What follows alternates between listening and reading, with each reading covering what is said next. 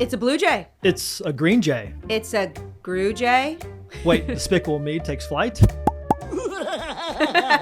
Join us as we explore a major challenge to evolution. Okay.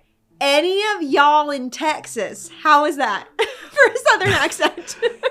A Canadian doing the Southern accent. That was, it's pretty rough, but hey, an A for effort. I practiced really hard. Okay. Anybody in Texas, keep your eyes peeled because you might see a new bird. So new, it doesn't really have a name, but grue jay has been suggested. 2 years ago, a PhD student studying green jays spotted a photo on social media of a bird that looked kind of like a blue jay, but kind of like a green jay.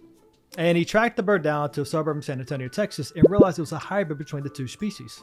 Green jays are native to parts of Central and South America. Blue jays pretty much live east of the Rockies.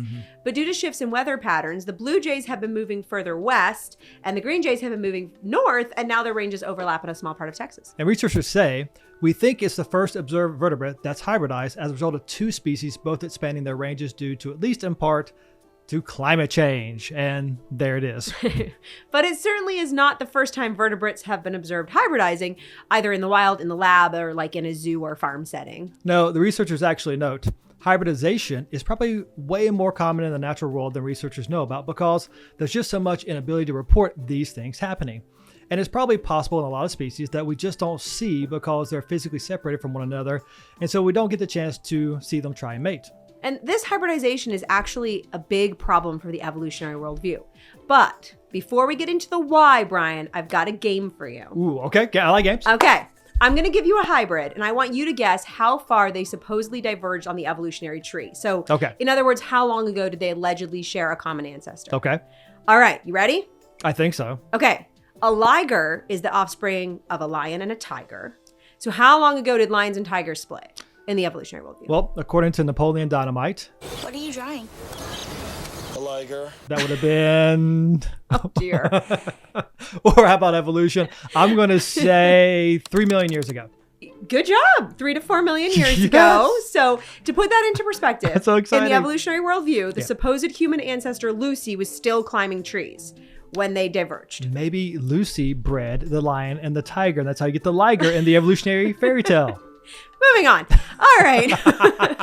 A coy wolf is a coyote crossed with a wolf. Okay. So how long ago did these two dogs split? 14 million years ago. Nope. Oh. Around 1 million or so. Oh. Ish. Roughly the same time our evolutionary ancestors supposedly left Africa. Okay. All right, next. That's helpful. What's a beefalo? Well, I don't know. What is a beefalo? A beefalo is a buffalo crossed with a cow. Of course it is. It's Why a wouldn't beefalo. Okay, so guess on the timeline for the buffalo and the cow split. Well, I mean, you have to get buffalo wings from somewhere, so maybe that's not how that works either. Okay, I'm going to say 4 million years ago. Okay, 2 to 5. So you were in the range. You were in the range. Okay. All right, how about a ginhen? What do you think a ginhen is? You were just making these things up. I'm not. These are real hybrids. What's a ginhen? That's like a guinea pig and a chicken. No. A guinea fowl. That would be true chicken. Evolution, by the way. I'm just saying. Guinea pig. All right, anyway. Yeah. Okay, so when did the guinea fowl and the chicken supposedly split? I don't know. Let's say, how about a 2.87 million years ago? That's a really specific answer. That's very wrong. You won't believe this. In the evolutionary worldview, they supposedly split 35 to 40 million years ago. Okay, so that far back in the evolutionary view, whales had gone back into the oceans and were only now diversifying into their baleen and toothed varieties. Well, because according to evolution, you have the sea creatures that wanted to get out of the sea, so they went onto the land, and then land creatures didn't like the land, went back into the sea. Right. Now at this point, they're diversifying again before they come back on the land. They don't come back on the land. I think they stay in at that point. I'm just saying, for other, Okay. The idea. What do you think a cama is? See if you can get this one. What's a cama? Cama. I'm going to say a camel and a llama. Good job. Okay. Camel llama no hybrid. Guinea pigs. Okay, so they allegedly split when? I'm going to say 7 million years ago. 11 to 12. Oh, so close. Supposedly. Okay, I got two more for you, okay? 2 more. Okay, a sturtlefish. Bless you. The cutest name. A sturtlefish is a Russian sturgeon crossed with an American paddlefish. Of course it is. How long Everybody ago, knows that. Everyone knows that. How long ago did they supposedly diverge? Oh, that was definitely like 55 million years ago. Brace yourself. The answer is 140 million I went years big, ago. but just not big enough. 140 million. So in that time period, birds had only been around for about 10 million years. Yeah. So in the amount of time, ostriches, penguins, flamingos, hummingbirds, and the roughly 11,000 other bird species all evolved from a dinosaur ancestor, these two fish species stayed so similar, they can still breed with one another. Just let that sink in. Although they have a really great name. They do have a great name. Say that again? Here's the last one, and this is going to see whether you did your research or not. Okay. When did blue jays and green jays split? Oh, that is, according to the research, roughly 5 to 7 million years ago. Good job. It was 7 million. Yep. So you were in the range there. Good job. So you did your research for the episode. Okay. So to put that into perspective, that's supposedly when humans and chimpanzees split. Should be a lot more changes, you would think, if that were the equation, right? You would think. So wait, did I win the game? I don't know, actually. I didn't pay attention to how many you got I'm going to say I did. I'm going to say Sure. I did. Okay. The editors can put how many you got on the screen, and the audience can see whether you won or not. They can modify it. Okay, here we go. They love it when we give them work. But so basically, in the amount of time that humans and chimps evolved from a common ancestor, these birds change so little that they can still produce offspring together. Obviously, that's utterly impossible genetically and physiologically for humans and chimps. Almost like we aren't related at all. Almost. This hybridizing is a big problem in the evolutionary worldview because that framework attempts to explain the origin of the species. But hybrids like this kind of force the question, what even is a species? Yeah, that's a really good question. And here to discuss that with us is wildlife ecologist Jessica DeFord. Thanks for joining us, Jessica. So when you took biology classes in college, how did they define species? Thanks for having me on the program. In my college biology classes, a species was typically defined as a group of organisms that can reproduce to produce fertile offspring. In other words, these organisms have the ability to interbreed.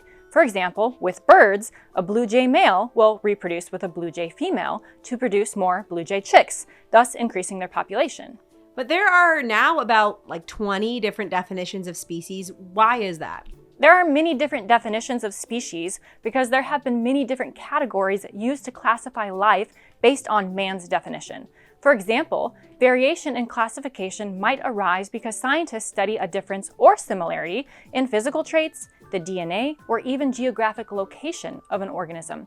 A widely accepted criteria of the modern definition of species is that organisms that reproduce to produce viable offspring are geographically isolated, which allows for a variety of species to occur. For example, there are many species of birds, like the different types of jays we observe. We see blue jays in North America and green jays in Central America, and until recently, they have been considered geographically isolated, not able to interbreed. So how do hybrids like this new blue-green grue jay challenge the evolutionary model for the origin of species? Hybrids like the blue-green jay challenge evolution because scientists would not expect these geographically isolated jays to interbreed and produce a hybrid like the one observed in Texas. Yeah, the researchers even note that this is a big surprise, especially considering they've supposedly been separated for 7 million years. That is a enormous amount of time for them to still be so similar that they're able to interbreed. But we really shouldn't be surprised that our man-made system of classification really struggles to accurately reflect what we observe, because God didn't create life according to their species, but rather according to their kind. So Jessica, what is the difference between species and kind? In God's word, we see the Hebrew word min, which means kind. God's word tells us that God created plants and animals according to their kinds. This is repeated over and over again in Genesis, which means that God created animal kinds that reproduce within their kind and do not change from one kind to another. Because of the genetic diversity God placed within those kinds, we might see variation. This variation is often why scientists would categorize animals as different species. For example, classifying a blue jay and a green jay as separate species because they fit the modern definition of a species. They are considered two different groups of organisms that reproduce to produce viable offspring. Blue jays reproducing with blue jays to produce more blue jays, and green jays reproducing with green jays to produce more green jays, even though these jays are part of the same biblical kind, the corvid or crow kind. Kind of a tongue twister. Good job spelling all that out for us, right? And in a biblical worldview of kinds, these hybrids really are no surprise. They're part of the same kind and only separated by a few thousands of years at most. So while some people might think this grue jay is evolution in action or something like that, it's really a confirmation of what we expect starting with God's word. Isn't that right? Because they are part of the same biblical kind, they can reproduce and produce a hybrid species. Therefore, a blue-green jay hybrid is consistent with God's word and confirms God creating plants and animals according to their kinds. Thanks so much for joining us, Jessica. So we asked you on our YouTube channel whether hybrids supported or contradicted evolution, and you said it's what you expect to see with evolution. Actually, it's not, even according to the evolutionists. Sorry, Stephen Hill 3286, but thanks for the comment.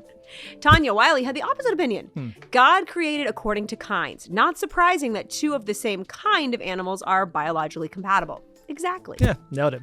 I like this comment from Epileptic Welder. Chimpanzee aliens, anyone? I don't think we'll be seeing that anytime soon. I kind of want to see one now, just out of curiosity. But I don't think I do. Until next time, trust Jesus and proclaim the authority of God's word. From the very first verse.